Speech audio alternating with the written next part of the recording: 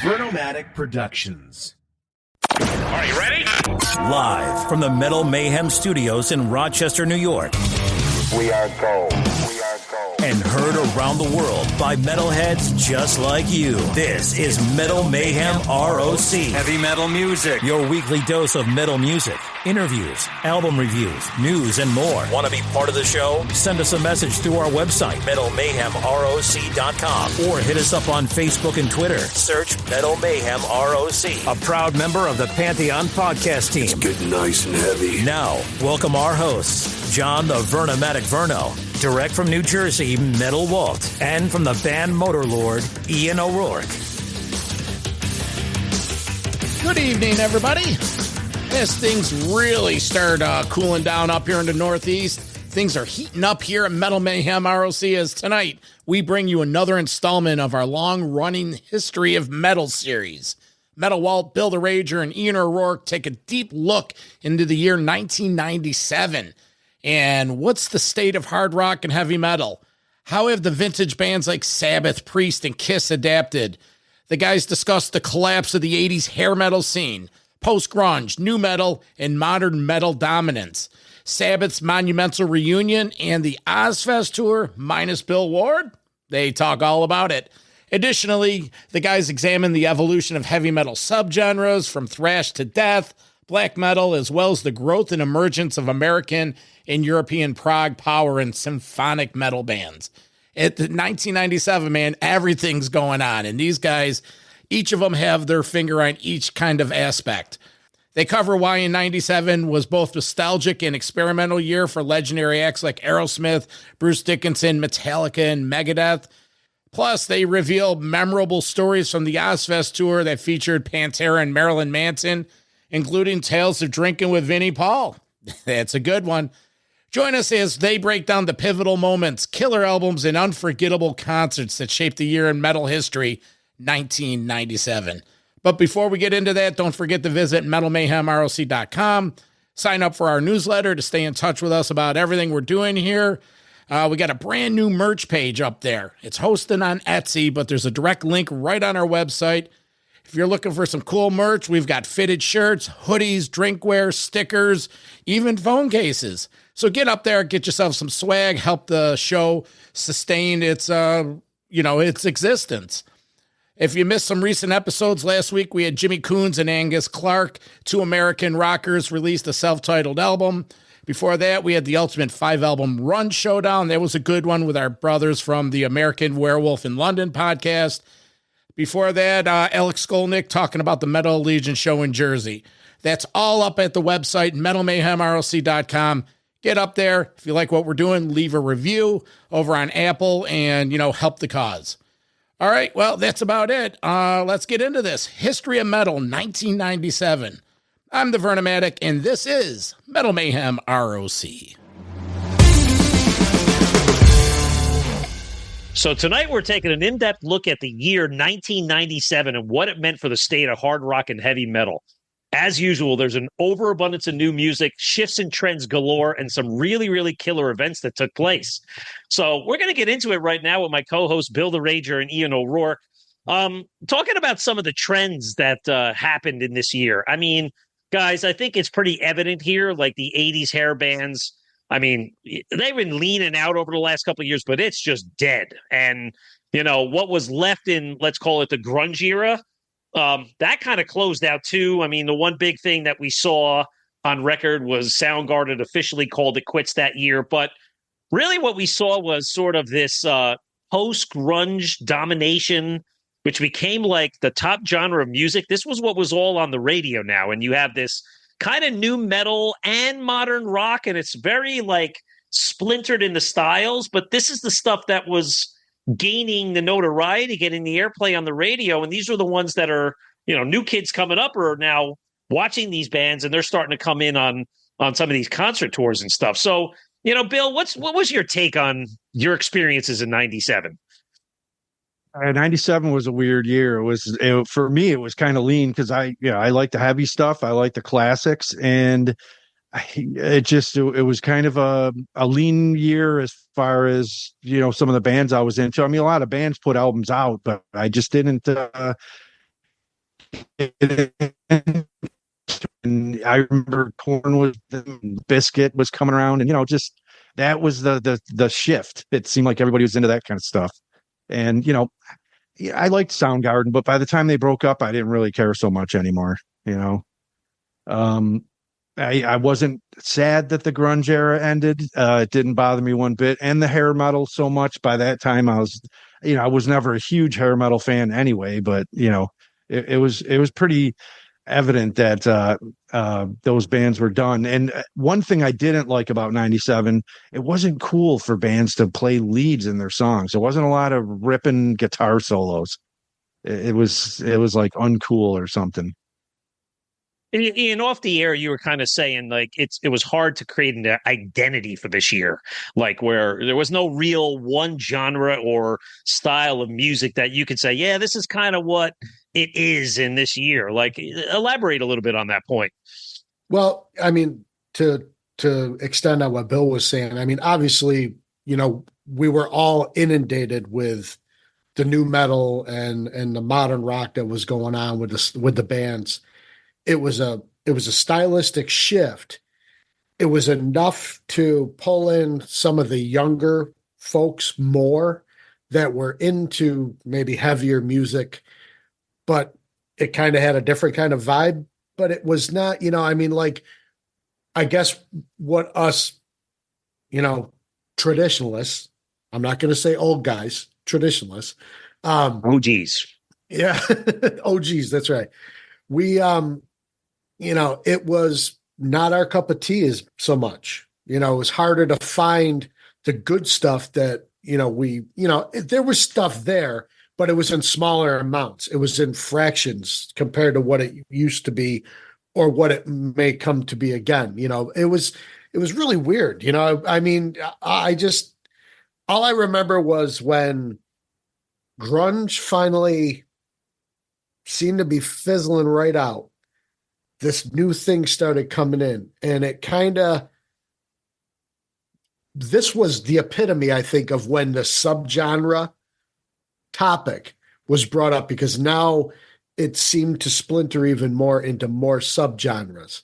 And the popular music had so many subgenres in it, and the way that it was created, it was really, I'm not going to say it was the worst. It was definitely tough to digest at times. I think that was probably the biggest thing. And you're right. I think for the, let's say, the traditional metal fans that we like, the classic artists, there was, we were holding on to, and maybe not even holding on to, but we were very appreciative for some of that music and some of the touring that went around. I mean, and listen, there was still quite a good, decent amount of new music, and we're going to cover a lot about that tonight. And, again, some good tours are some of our favorites were still circulating, but listen, nothing was bigger this year than two things revolving the Black Sabbath camp, right? As we talked about in '96, OzzFest made its debut with a sampling of 2 or 3 shows on the West Coast, right? It was put together as these mini festivals, but this was the year that they rolled out the national tour, right? To me, though, what was a little disappointing is having never seen the original lineup of Black Sabbath. This was, for me and so many other people, this was like a great thing, but you come to find out that Bill Ward is not included. And you know what? Maybe give Ozzy credit where credit is due, because this is still when he could perform at a pretty high standard, but he did 2 sets on this tour. He did a set with his solo band, and Mike Borden was on drums, and then they came back and did an hour with the Sabbath guys, Geezer and Tony, again with Mike Borden playing drums. Now, I can't say it was bad. I was happy to see it, but it felt a little bit incomplete. But I did see the show at the Giant Stadium in New Jersey. It was crazy. It was at the football stadium. I remember when Sabbath went on, people were just jumping over the walls in the lower tier onto the GA floor, flooding it.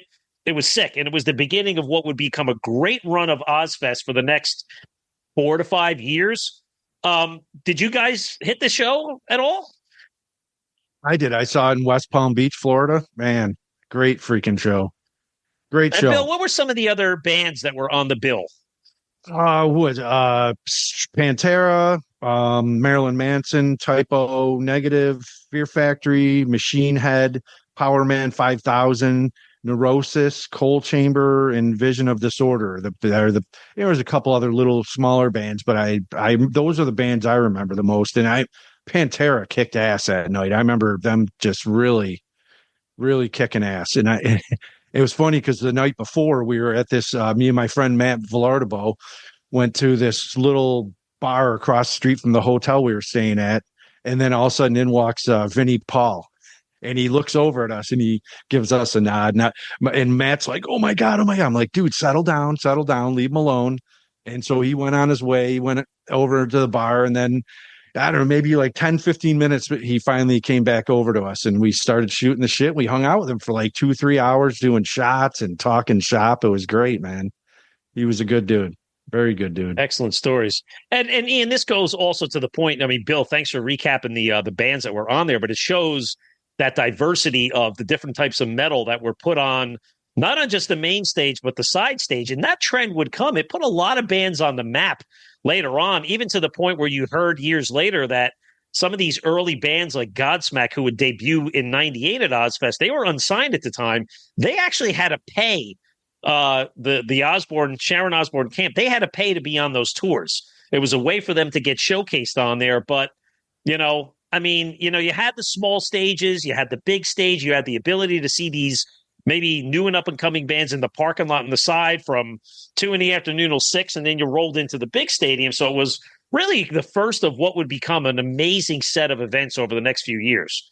So I think, the other big news on the Sabbath camp, though, was later in that year, which it's hard to believe now looking back at this, almost 20 years ago, that 2 big events like this would happen in one band where I don't even remember the news coming out about it happening, but it just seemed like the OzzFest went around in July and August. And then next thing you know, you're hearing that they get back together with Bill Ward and they're going to play some reunion concerts in Birmingham, United Kingdom as the original 4, which would then be recorded and released as a live album the following year. So, Ian, what was your impressions of that event? I remember being excited for the fact that, because at this point, I had re-immersed myself in Sabbath and all things that were doomy and darky and stuff like that. And I remember that they had talked about recording for a live album. And when the live album came out, I got it right away. And I was floored because they sounded so huge in the recording. And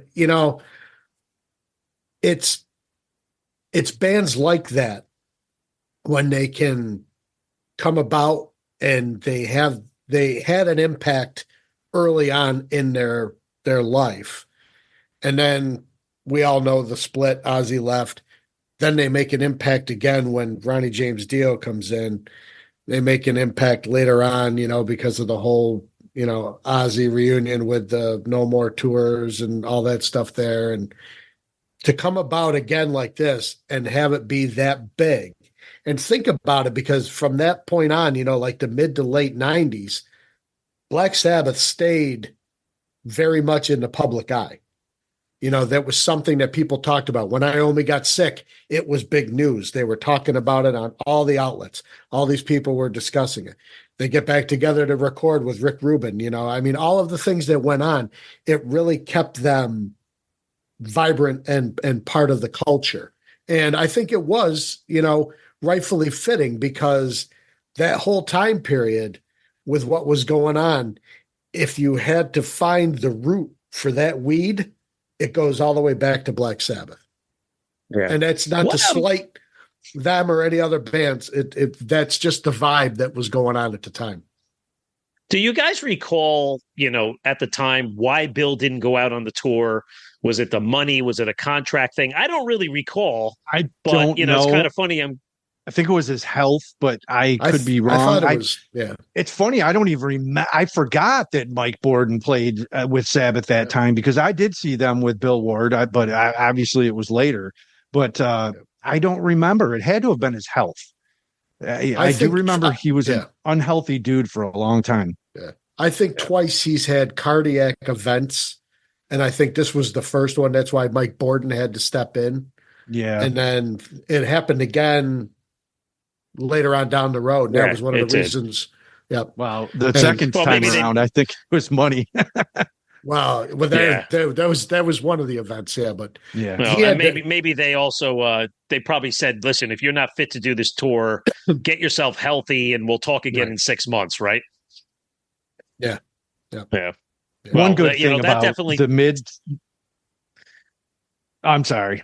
I would say one good thing about the mid '90s was between Kiss, the original Kiss, getting back together with the makeup and everything, and then Sabbath. That was like that. Those two things happened in '96, '97. I think started bringing back this nostalgia in the late '90s and into the early 2000s. It was like it was a great resurgence for classic metal and hard rock. I think. We'll see a lot of that. As we get to, let's say, the year 2000, 2001, and a few more episodes from now. You're going to see a lot of these bands like Maiden and others coming back eventually. But, I think this Black Sabbath news was definitely the highlight of the year. But there were some other, big tours. Metallica toured. We'll talk about that. But, Ian, you're kind of our all expert on the 80s. I mean, we can name releases from, let's call the 80s bands on one hand, literally one hand. Slaughter, Y&T, Motley Crue, Whitesnake, and Dokken all put out releases. This was the end. This was the lowest point for hair metal. I think it didn't get worse. It only started building back up gradually. Right. Well, and the one, the only bright spot for, say, Motley Crue was the fact that they had pulled Vince Neil back into the fold, to their credit. I, unfortunately, was not a fan. I thought that they should have continued with John Corabi. I still go on record saying that the 94 Motley Crue album is one of the best records that they ever made, aside from Too Fast for Love. I stand by my word. I think it's a phenomenal album. I didn't think that this album was really worth much, and I didn't pay much attention to it when it came out. It just didn't sound like Crue. It sounded like they were trying to be something that was one of the alternative modern rock bands of the time. It was too much effort. I mean, some of the stuff was all right. I will say, and Bill, you hit it on the head with that. When you get to this point, mid to late 90s, you start to see some of these bands, some of that we're going to be talking about as well, where they've adopted more modern tendencies to engineering, recording, instruments that they're using, or amplification, and stylistically adopted it into their own fervor. I have to say that the Endangered Species album by Y&T was a pleasant surprise. Meniketti got heavy on this album, but it sounds like Y&T heavy. It's got a really cool vibe, really cool guitar playing. It's definitely, you can definitely tell he's playing a Mesa Boogie, on this, for his amplifier. He's not rocking the old Marshall anymore. He's playing a Mesa Boogie. So yeah. Metal Mayhem ROC. Bill, there's some bands that probably are in your territory where you can appreciate them a little bit more than Ian and I, but three bands come to mind. Hatebreed, they made their debut this year, Shadows Fall, and Machine Head. Now, these were not new metal bands. They were not traditional metal bands. These were, let's say, an offshoot of everything, but they were heavy. Any remarks or opinions on those bands hitting the ground in the late 90s?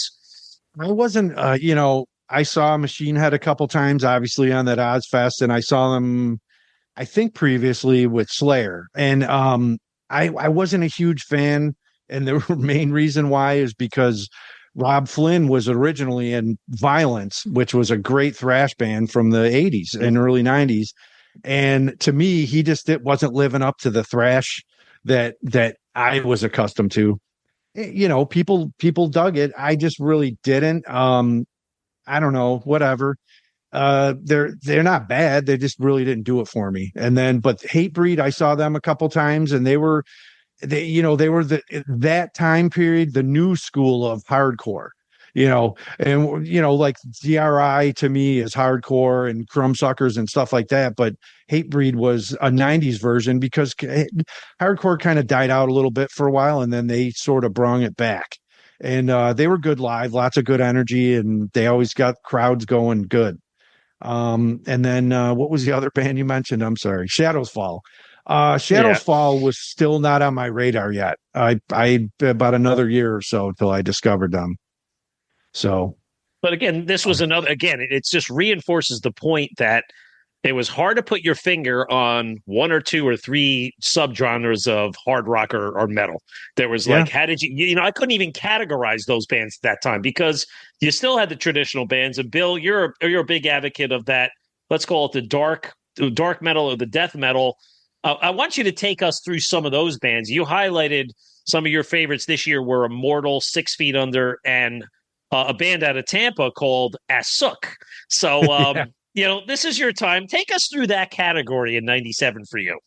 All right. But before I do that, I want to there are some honorable mentions. A ton of great albums came out that year from Vader, Napalm Death, Malevolent Creation, Deicide, Obituary, Entombed, Fleshgrind, Edge of Sanity, Hypocrisy, Necrophobic, In Flames, and Dark Tranquility.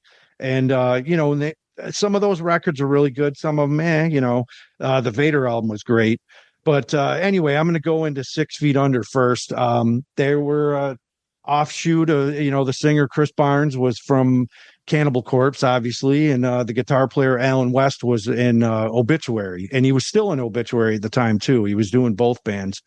And Warpath is, to me, it's kind of a simple album. It's not really technically challenging in that way. It's just but it's memorable. I guess that's what I like about it. It was a memorable album. There's some great tunes on it. War is Coming, Animal Instinct, Death or Glory, which was a Holocaust cover tune, the old Holocaust from the early 80s.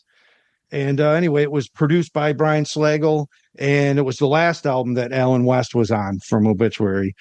But and the song 420, which here's some trivia. It's 420, 4 minutes and 20 seconds in length.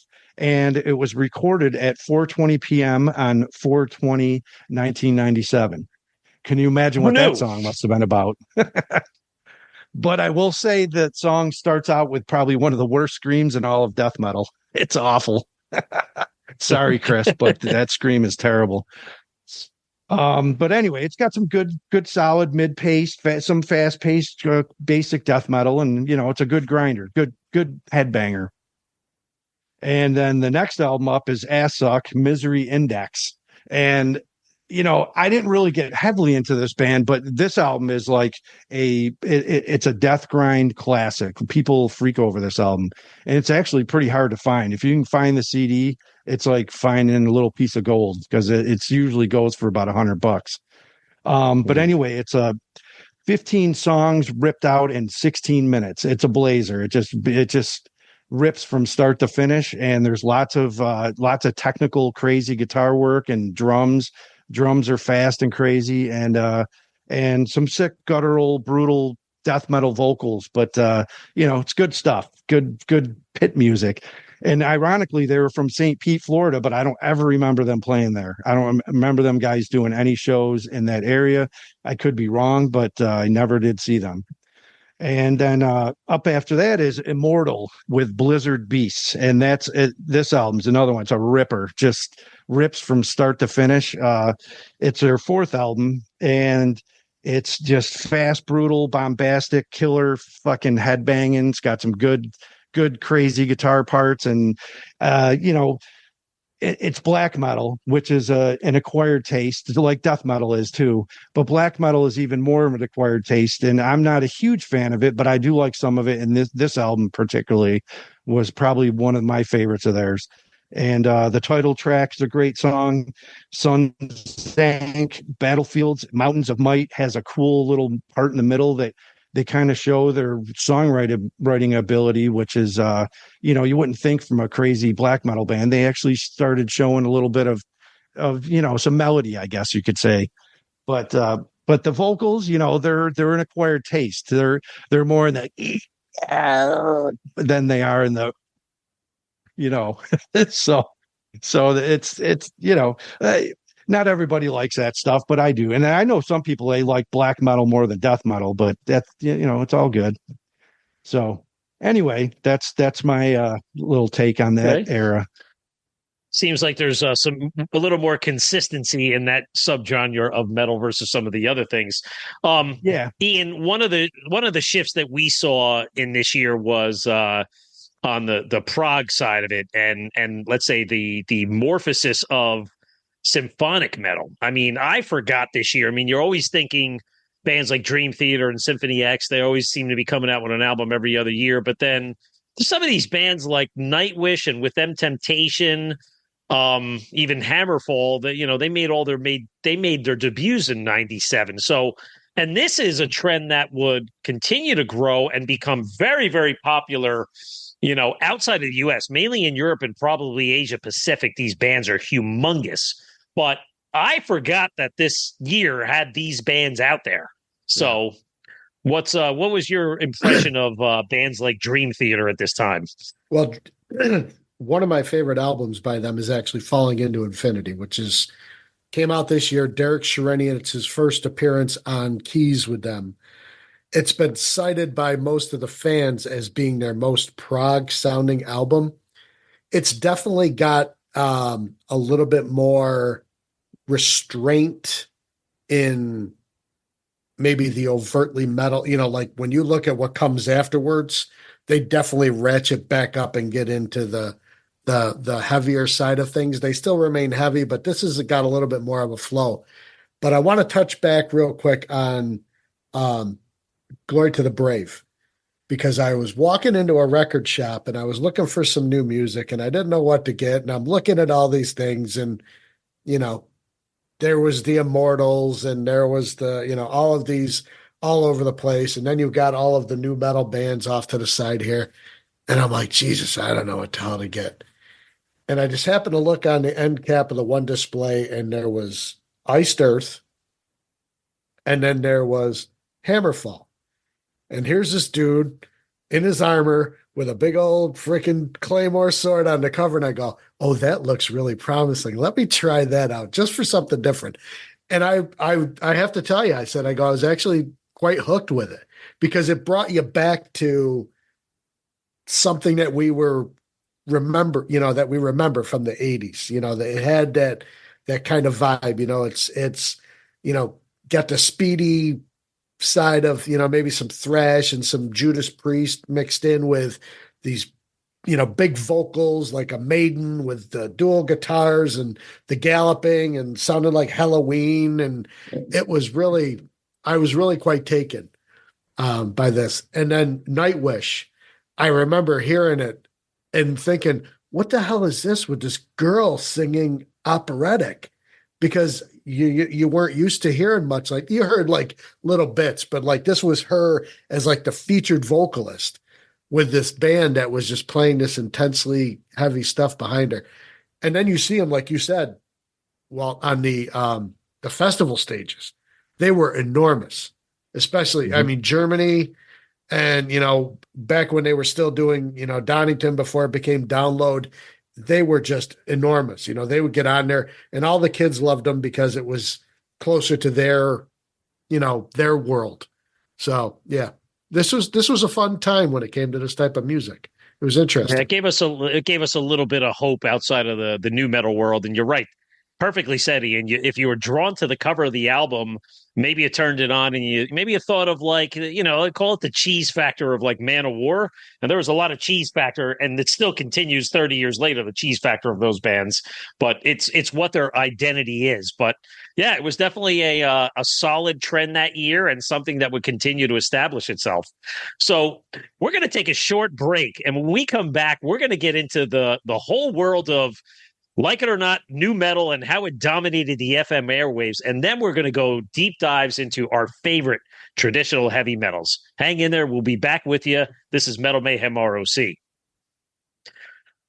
I'm here with my co-hosts, Ian O'Rourke and Bill the Rager. We're talking about all things hard rock and heavy metal in the year 1997.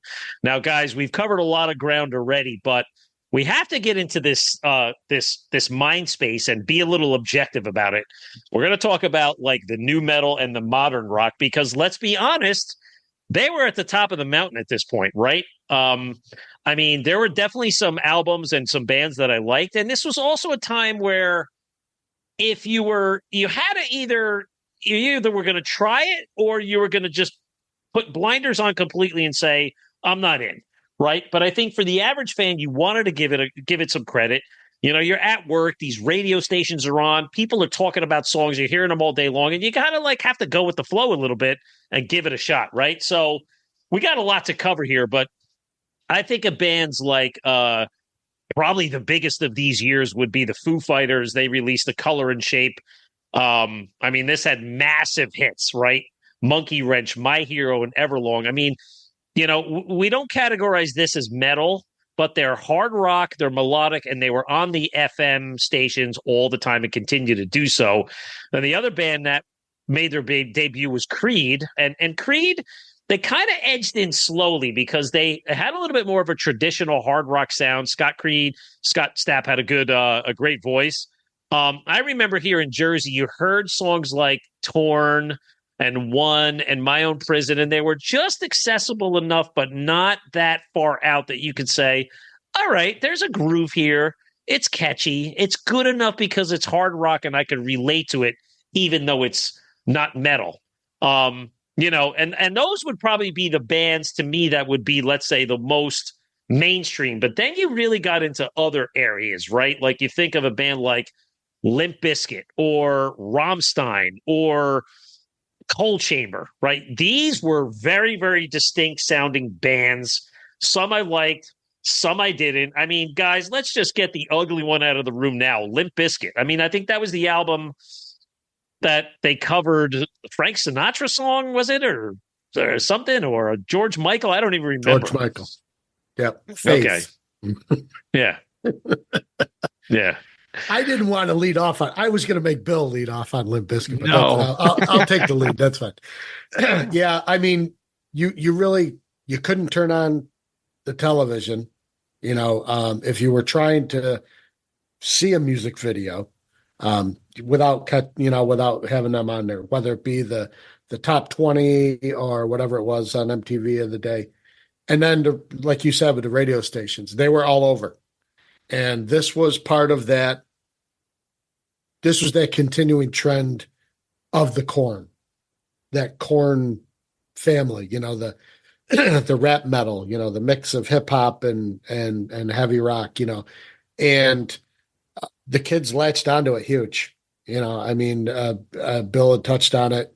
I think it was last episode or the one before, you know, all around where you were, seeing the kids in the stovepipe pants and the Hot Topic, you know, T-shirts, and now their hair is long and spiky versus hanging down, and you know, frosted tips and weird stuff like that. But the Creed, I definitely agree with what you were saying. They were definitely a lot more accessible, especially to, you know, the average, you know, rock, hard rock, whatever fan. Foo Fighters, they weren't too bad. Everlong, I mean, still to this day, it's a great song. You know, there's something about it. It's just got this vibe to it, and it rocks. It's just a different feeling, you know. And then, one of the ones that I had mentioned on the list, somebody had turned me on. This was right around the same time I fell into Hammerfall. Seven Dust. They released their self-title, and they didn't get really big until the next album, which had the, you know, Denial was the big, you know, radio single. But this had some killer songs on there, and it was enough of these other bands, but still different enough from these other bands in this genre. And I do remember that being something that, you know, we would spin that a lot, you know, when we were having parties and stuff. And then I'd say, all right, that's enough of this. Somebody put on Master of Puppets. You know, but it was, you hit it right. I mean, where Creed was a little bit more on the, let's say, radio accessible, Seven Dust was harder. And it was relatable enough, yet different. And it, you know, let's be honest, they're solid, but they don't really stand out. But it fits for a certain mold. I mean, there's nothing you dislike about them. It's just something about them that you feel like, I've heard something about this kind of band in all their songs and so many other things, and you would see a lot of that. I mean, even this day and age, 20 something years later, there's too many of these diluted hard rock radio friendly bands that just have no identity, I mean, going back to Limp Bizkit, though, I mean, I think the phrase that I saw that summed it up perfectly is these guys were now called hip hop metal, right? Hip hop metal was the perfect thing. It was part rap, it was part hip hop, it was part metal. I don't think any traditional metal fan liked them. I couldn't stand them, but they were super huge at this point in time, arena status. But one of the bands that I loved, and Bill, you touched on it with OzzFest, was Cold Chamber. I mean, to me, these guys were heavy and groovy. They looked cool. They were all darked out. They had weird hair colors and makeup on, but Dez had something about his vocals that when he could just deliver it, but it wasn't death metal. And the tone of the guitar, the crunch, and the songs, just Big Truck and Loco. I mean, those ones, you put them on now, man. I get all happy hearing those songs anytime they pop on. Did you like Cold Chamber, Bill? I mean, it's funny because I saw Cold Chamber, Limp Bizkit, and Korn together. So I got all those bands, in one package. Uh-huh. And Cold Chamber, they were cool. I can't say I didn't like them, but I listen to them now, and it's okay. But they were good live. They were very good live. And Limp Bizkit, I definitely didn't like them, but they put on a hell of a show. I mean, their show was great, and the crowd was really into it. I remember that was around the time where I started going, I think I'm going to stand back here. That pit was insane. And for what, I don't know. I guess those kids wanted to get their aggressions out too. But no, it was a good show. It was fun. It wasn't my cup of tea, really, but it was cool to watch, and that's what the kids were into, And but Cold Chamber, I saw them a few times. I probably saw them 3 or 4 times in a 3-4 year period, and they always put on a good show. I liked them. I always thought they were the coolest of some of those new metal bands. But just thinking about, look at the bands we just talked about, right? We talked about Cold Chamber, Creed, Foo Fighters, Limp Bizkit, and Seven Dust. And there's one left on this list. But they're all in a category, yet every single one of them is completely unique, which made it very, very difficult to pin these guys into a category. Yeah. Yet this is what FM terrestrial radio was playing. The last band in this category to comment on was the German industrial band Rammstein, right? I mean, they put out this album called Sehnsucht. I mean, again, you think about FM radio, you couldn't turn the channel without hearing Du Hast. Du Hast, was sung in German, but it was like hard. I don't even know how you would describe it. It was like military in style, like type A personality, hard rock, it was like the continuation of what Nine Inch Nails would have been if they went more metal or something like that. I agree. But everybody loved them. Everybody loved them. Yes. And they crossed over into the everyday guy, because I just remember people I worked with that didn't know anything about metal are like, dude, you hear this song? It's great. Oh, yeah. And that's cool. But yeah, they were definitely, they got big pretty quick off just that one tune. Now, I don't remember, but I definitely know with Cold Chamber, they were another Roadrunner band. And I think Rammstein was too, and that's something that, when you look at this point, you weren't having, like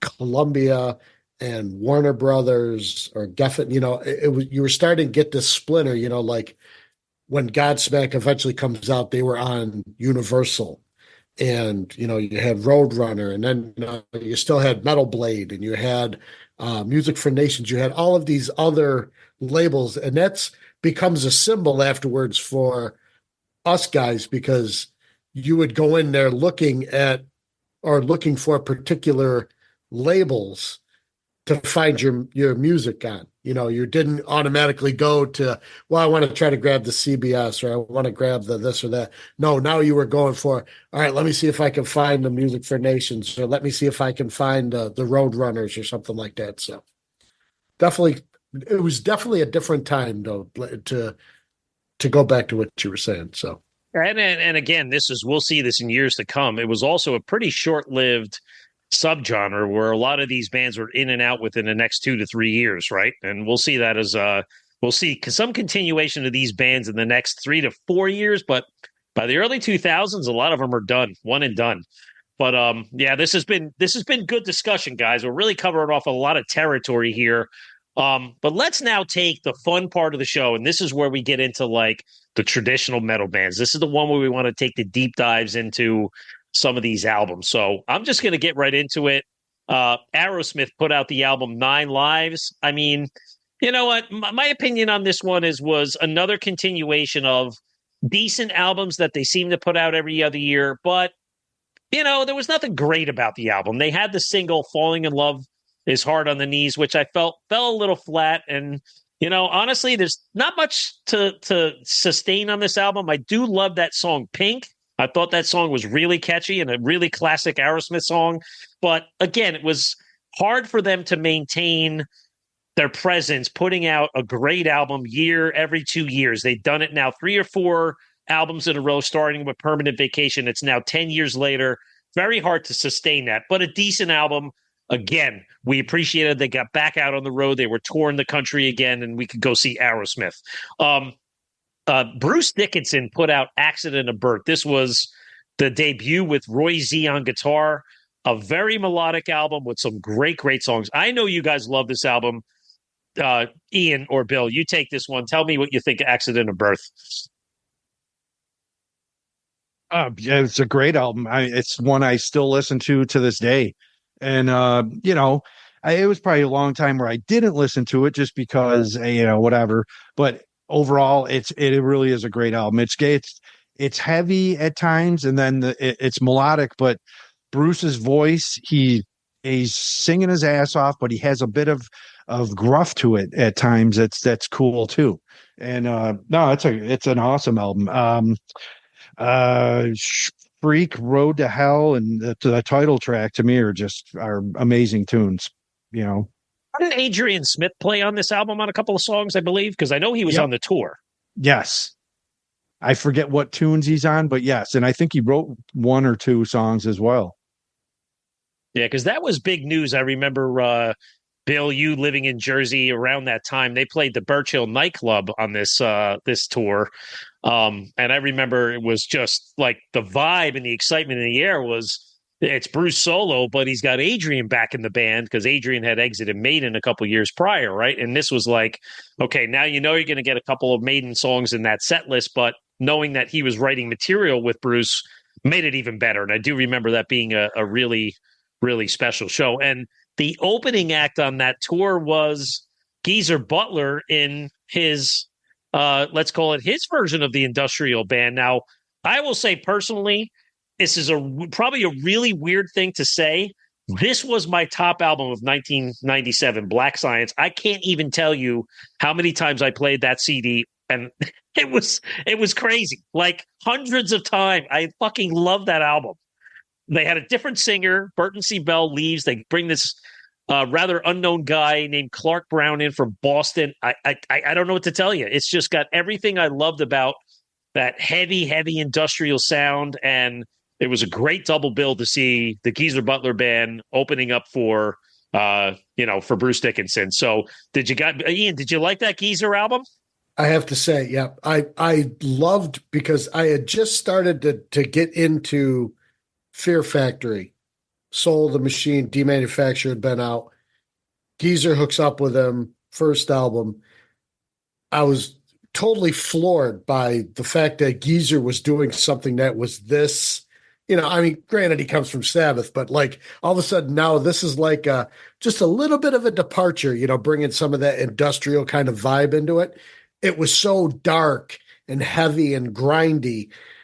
And then Burton leaves and they pull this kid in. Now, what I like about this kid was he had more melodicism to his singing. He was able to be gruff and angry, but he had more of a way to sing and enunciate better. So now the songs take on a different life.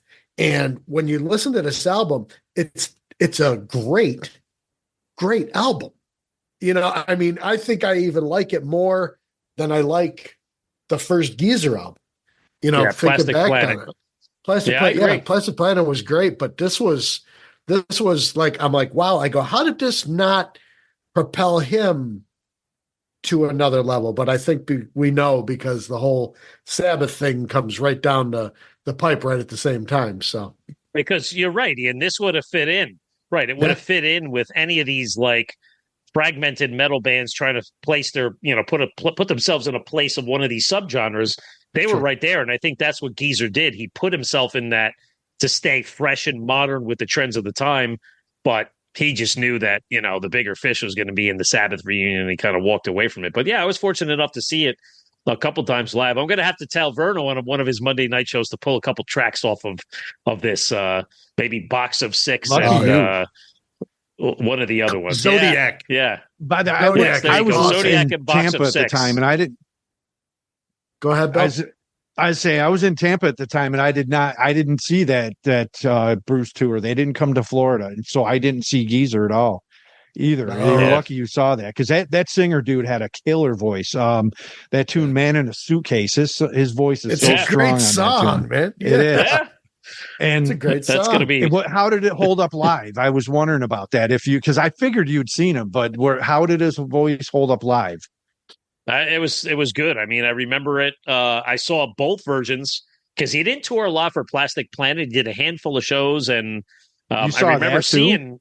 I saw that they opened up for Korn at the Birch Hill. Bill, it was Super Bowl Sunday, 95, 96. It was the Steelers against, I don't remember who, the Cowboys. And I remember going to the Birch Hill, and I left before Korn played. I literally went to see Geezer Butler, played every song on the album, and that was it. But this was good. I mean, did a lot of the stuff off that album. I saw it also at a place down in the Lower East Side called Coney Island High in the city. I don't know if you remember that place, but it was a cool place too.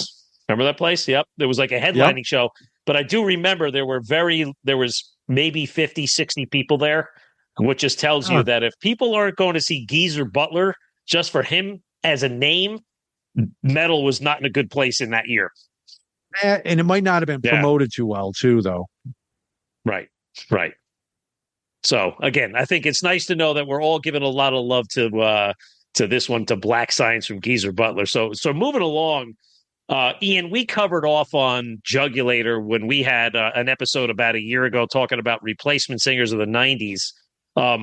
Again, I have nothing but love for this album. I was always a fan of the Underdog. I thought Priest deserved this chance.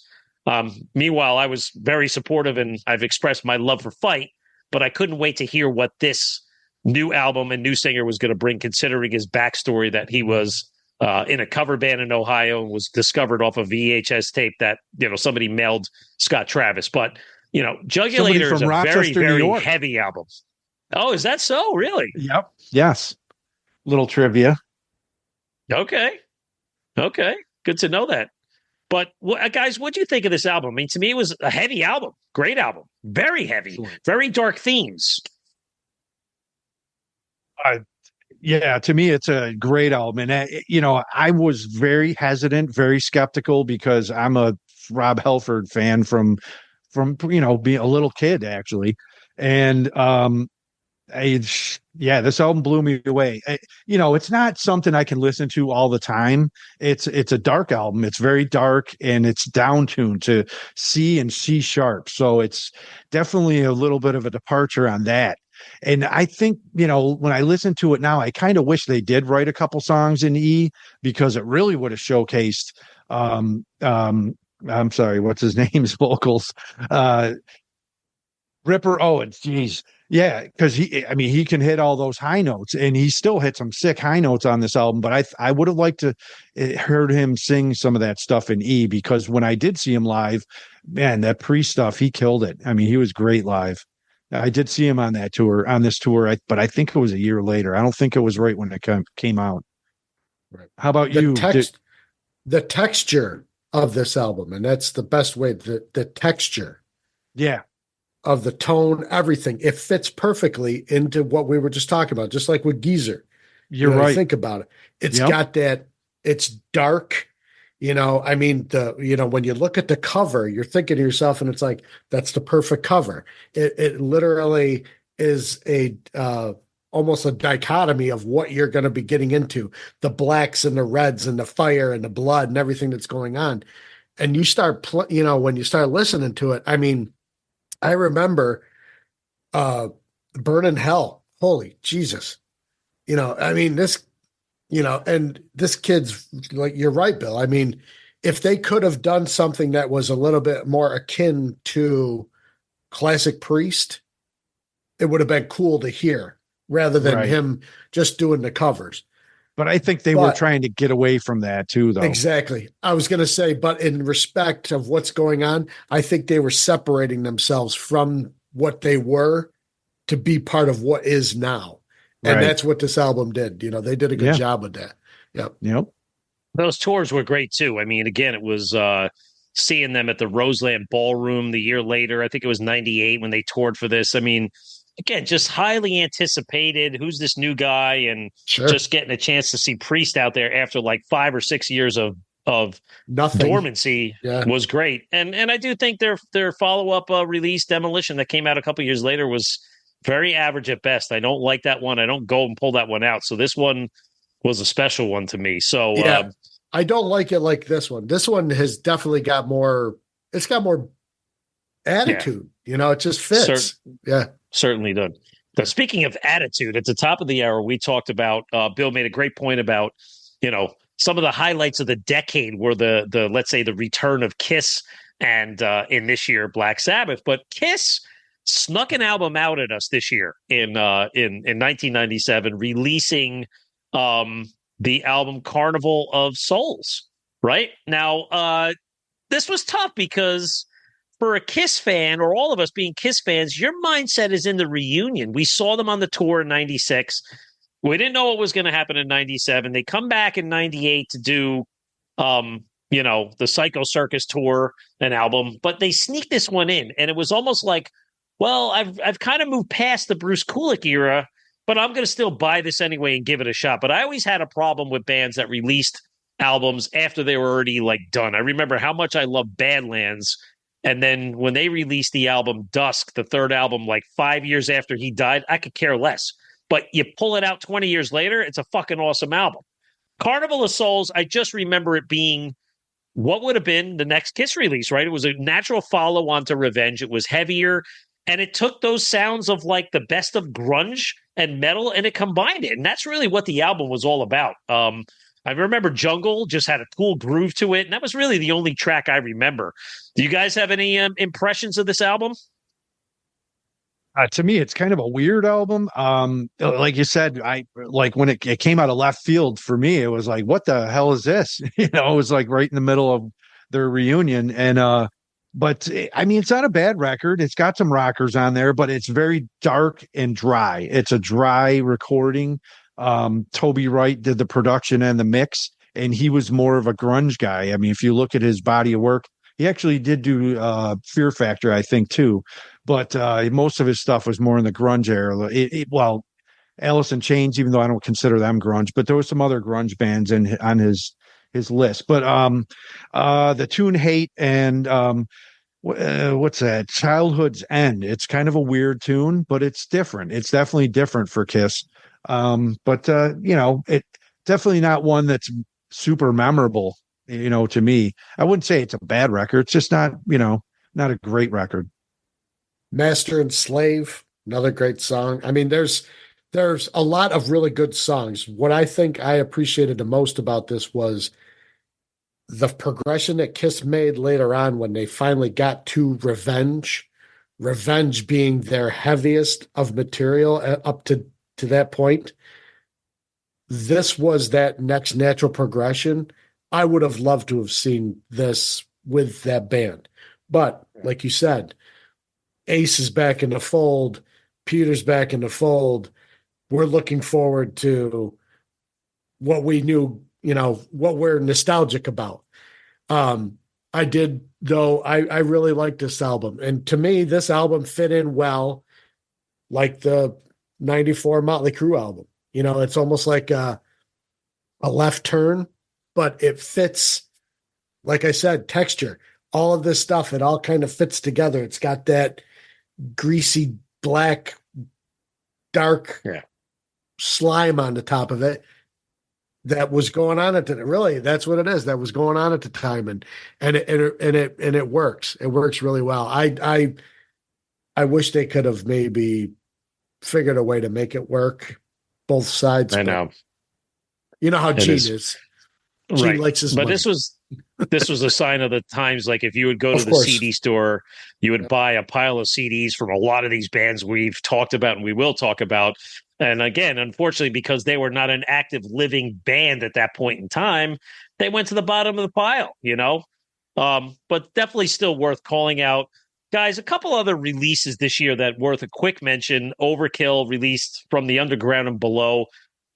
Killer songs, It Lives and Long Time Dying. Great album art. Just more of what you'd expect from Overkill in the 90s. A new album every 16 to 18 months. You get what you get. It's all good. You know they're going to tour. Worth calling out. The other one was Sabotage releases The Wake of Magellan, which in a sense was a concept album. It happened to also be the last one with Zach Stevens on vocal. And to me, it's a good album, and it's rather underrated. They didn't tour a lot in the States for this. I do remember them playing the Birch Hill, and then they went straight to Europe because I think this was now they were no longer an in band in the States. It was like a European band, a Japanese band. And what would come after this would be, you know, the superstar launch of Trans-Siberian Orchestra after this. But I do remember this one still being very cool. The song Welcome was really cool and a lot of other good stuff. And I do know TSO pulls out songs from this album every now and again and plays them live. So, yeah. And maybe the other album to talk about quickly before we get into maybe the two big heavy hitters of the year, Queensryche. This one's up for a little bit of a debate with you guys, right? They release Here in the Now Frontier. This was the last commercial release with Chris DeGarmo on guitar. You know, I want to see what you guys think of the album before I give you my opinion. I'm going to jump in fast because being a huge Queensryche fan, this was like a major departure. I mean, you started to see the shift a little bit more as the 90s came into play. This is very much like we're listening to modern radio and we want to sound like all of these bands that are around us from Seattle. And it was really it was too much of a separation from what they were. I understand every band wants to experiment, but do your experimentation maybe in smaller chunks, not a whole album dedicated to it. It was just disjointed to me. It just didn't seem like Queensryche. It seemed like something else altogether. Well, it's a good way to put it, disjointed. I feel the same. It's like, you know, again, it's not a terrible record, but to me, it just doesn't, it doesn't fit and it doesn't flow in the right way for me. I don't really care for it. Yeah. I was very disappointed in myself. I mean, they were one of my favorite top 5 bands of, you know, from basically Operation Mindcrime on, and you just expected a perfect product every time it came out, and they delivered. I mean, you know, The Promised Land was a bit of a departure, but it was also a really good album. You just had to get reused to their adaptation of sound. This was even further. You know, I remember going to see this show, and I was happy because I was seeing one of my favorite bands, but I was like, wow, like I'm not like really jumping up for joy, pumped to see this tour anymore. And, you know, Chris would leave. And, you know, to me, that was sort of the end of the pinnacle years of Queensryche. And they continued on with, you know, replacement guitarists and putting out other albums. But after that, I don't think anything really stood up. And this was the beginning of it. So, but it is what it is. And it is part of our history here. So, hey, guys, there's a couple big ones left. The last two start with the letter M, and we know what they are. But Megadeth releases Cryptic Writings. You know, I'll start this one off. I love this album. I thought it was great from top to bottom, had killer tracks, radio-friendly tracks, a lot of melody on this. And even as you get into like the songs past the first 4 or 5, you get into songs like She-Wolf and Secret Place and Sin. These were like really, really good tracks, and they toured heavily for this album, played a lot of the stuff live. I love this album. I think it was a much better follow-up from the predecessor album that came out in 94, I think it was. I can't remember what the album was, but I really love this one and played the shit out of this one. What'd you guys think? I don't hate it, but I don't love it. And I actually didn't really care for Euthanasia too much either. I saw him on that tour, and I saw this tour as well. I don't know. I think maybe, Trust is the only tune I can really remember from it. And that's probably because it got played on the radio. It's just one I didn't really jam a lot, I guess. I listened to it a little bit prepping for this, and it's funny. I'm like, man, I don't remember these tunes at all. So Risk was a bad album by them, but to their credit, a lot of these bands at this point, we're making some pretty questionable albums. This was at least a return more to form for them. Like you said, Lance, like songs like She-Wolf is a killer riff. It's just so heavy and it's just right in the pocket. It definitely feels a little bit more like Megadeth than what came before it, which was a note of happiness for the rest of us, I guess. Yeah. Well, it's good that we have different opinions on this, right? I like it. You're good with it, and Bill, you dislike it, but that's okay. That's how we're supposed to be. But that's how it's supposed to be when you're talking about it. But again, this was another one of those continuation of the Marty Friedman era albums, right? And I agree with you. When you get into the Risk is where it really started going south, and then of course the band would change and Marty would leave, and there would be a whole new cycle of guitar players and back to heavy form to come down the road. So, well, this leaves us with one album left to talk about, one band, one set of tours. It's the mighty Metallica, right? And they released part 2 in the series. This is Reload. Bill, what was your impressions of Reload, from the album cover to how the guys look to the songs?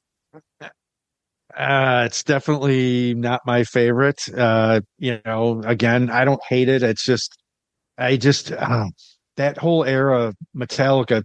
First of all, the radio station in Tampa at the time, which is still around, I believe, 98 Rock, just played the hell out of these songs. They just wrung every little ounce of sweat they could get out of them. And Fuel's a great tune to this day. They still play that. And I don't know. What's the other tune that's on there I like? I can't think of it at the moment, but I overall, Memory Remains. And that tune's weird. It's got that weird snare thing at the end, the old lady. Yes. And I don't know. It just, by that time, I was not a Metallica hater. I never was. I know a lot of people dropped off after the Black album. And when Load came out, it was, I knew that they were posers, blah, blah, blah. They had to go through these changes. They wouldn't have survived this long had they not. So I commend them for that. They tried a lot of different things, and to me, it's not the Metallica I know and love, but I understand what was going on. They were still looking to chase that radio hit, and they did it with Fuel. But I'm with you, Bill. Like, Memory Remains, the song itself is okay. And maybe I'm being a little difficult or biased, but I didn't really dig the whole Marianne Faithfull, kind of somebody from a whole generation singing on that track. I didn't get it. And maybe I was being a little closed-minded, younger kid, but I just didn't like that move. Yeah. No, I get that. Yeah, I felt the same way. The one thing I'll say about this, and this reflects back to a couple years back, but these two albums are very much akin to what Use Your Illusion 1 and 2 by Guns N' Roses are. Strip the junk off, give me the fat and the meat, and that's what we're going to stick with. So you take a song like Fuel, or you take a song like Memory Remains, and you throw it on with 2x4 or Ain't My Bitch, or some of these better songs from the first album, and just give me a really good album. and then take a couple years. Don't write anything for a while. Just go on, wait till the Mission Impossible 2 soundtrack, come back, do your song, and then, we'll go from there. But I don't, like Bill, I don't hate this album, but I really don't love this album. I don't like it, and I'd rather go to Load, and I don't love Load as a whole. Correct. I love half a Load. I really like one song of Reload. But what I will say though is, to give him credit outside of the album, the tour was great. I mean, I saw them at Madison Square Garden. Corrosion of Conformity, they brought them on the road with them. They were supporting Wise Blood, which was a kick-ass album. We talked about that last time. And this was also the album or the tour, if you remember, during the encore. Well, it was before the encore, they had that kind of mock thing where the stage was falling apart, where the roadies fell from the ropes and they dropped the pillars. And this was like early internet stage, and a lot of people were fooled, me as well, thought something was actually going on. It was pretty clever. And then the show ends. They darken the lights and they come back, and they do like a mini set of covers and a Garage Day set where, I remember James comes out and he pulls like a light switch down with like one lamp on as if he was in his garage. And I thought that was really, really clever. And from a live point of view, I will say Metallica never disappointed. They always had cool things to do, even though that the album they were supporting wasn't great. But, it didn't matter. Metallica's playing Madison Square Garden. You're there, right? Right. Well, and this was that time period, I think, Lance, you might know, but I know that they did like pop-up shows, like yes, parking lot, like Zakk Wylde had done before. Like they do these little pop-up shows at like record stores in the parking lot. And all of a sudden you'd have like 200, 300, 400 kids swarming the parking lot, while these guys are playing on stage. They weren't, they still were not afraid to be Metallica. That was the best part about it. They were still Metallica. They just were getting huge Metallica. The money-wise, that these guys were pulling in because of these tour packages alone. At that point, they didn't need to sell any more albums. They were making so much money hand over fist on touring because they would tour for a year and a half, 2 years straight, or break it up over the course of 2 years. Just mammoth. They must have been swimming in money, Kudos to them. Yeah, absolutely. And to that point about the pop-up shows, again, the other highlight of this year was when this album dropped. They did it was not a secret show, but they announced it like a day or two before. I remember it was like a Tuesday afternoon in the parking lot of the Spectrum in Philadelphia. And it was just show up. Like, you didn't need a ticket. I called out of work sick that day and drove down there with my buddy Mark. And, they played from 4:00 to 5:30, and they did some songs off the album, some hits, some deep cuts, played an hour and a half on a little stage set up in the parking lot. And actually that was filmed commercially by those and put out as one of their special products. We had Adam Dubin, the filmmaker, on the show. He filmed that show, which was part of one of their promotional vehicles where they sold these like Metallica cans of merchandise and bootlegs and that kind of thing. That was one of them. But I remember that show. It was awesome. It was like definitely one of those memorable gigs in their history of playing unique shows. But that just proved that they could do it live. You're absolutely right. That's cool you saw that, man. I want to say they didn't do that when in Florida, but they did play Florida probably 2 or 3 times in that touring cycle. Yeah. Yeah. To go back to it though, they are still a band with no fear. From the beginning all the way through with everything that's happened with them up until now, they have no fear. And you either get them or you don't get them. And for who they may have lost or even lost just slightly along the way, they picked up so many more. Look at this juggernaut that they've become from the 90s and beyond. The Vernomatic said it multiple times. How many kids can you think of that probably their introduction was the Black Album? They didn't know anything about them before that, or they didn't know about them until Load. And all of a sudden it's like, oh, who are these guys? They're cool. Well, yeah, they looked the part back then. Their hair was cut short. They were wearing funky clothes, but it was rock and music for them. So. Absolutely. So, and a few other releases just to call out. New releases came also in 97 from Wasp, Udo, Anvil, Saxon, Gwar, Acid King, Electric Wizard, and the Mighty Orange Goblin debuted. So, guys, we covered a lot of ground in this year, and it's always fun to revisit this year. Brings back memories. It brings back stories. You forget things. You remember things. You debate some things. But just when you think that these years are looking bleak, you spend a couple of hours and we talk it through, and then you go, every year is pretty good in its own way, right? So I think, again, this was an amazing discussion, guys. And we'll be back soon enough to dissect the last 2 years of the decade, 98 and 99, coming to you soon. Don't forget to visit metalmayhemroc.com and sign up for our newsletter to stay updated on new podcast episodes, YouTube reviews, CD and concert reviews. And join us live Monday nights on our radio show on Metal Devastation Radio.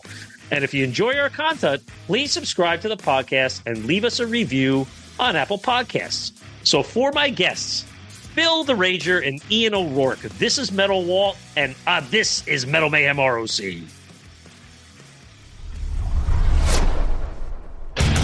Metal for life. Thank you for listening to Metal Mayhem ROC. Check out our website at metalmayhemroc.com for information on podcasts, archives, links to all our live radio shows, and all sorts of info. Please like, follow, and share with everyone, even your non-metal friends. And always remember to keep it heavy.